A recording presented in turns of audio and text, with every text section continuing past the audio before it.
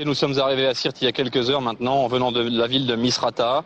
La situation que nous y avons découvert est plutôt préoccupante. La ville de Sirte, qui est une ville importante en Libye, plus de 100 000 habitants, a été totalement désertée par ses habitants. C'est une ville fantôme, absolument dévastée, très probablement la ville la plus touchée de Libye. Il faut rappeler que plus de 2 mois de combats absolument acharnés ont eu lieu à l'intérieur de la ville.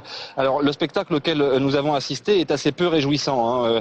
La ville n'est plus occupée que par quelques groupes rebelles et une poignée d'habitants, très peu d'habitants, des rebelles qui se livrent à une sorte de pillage à peine masqué. Les quelques habitants que nous avons réussi à rencontrer nous disent que parfois les maisons sont visitées 3 ou 4 fois et que le pillage est désormais institutionnalisé ici.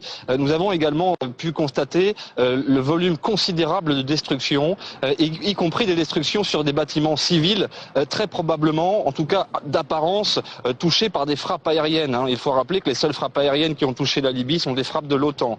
Enfin, nous nous sommes rendus dans une fosse commune, guidés par quelques habitants, qui nous ont montré ce que devenaient les corps des victimes du conflit, essentiellement des hommes, des combattants.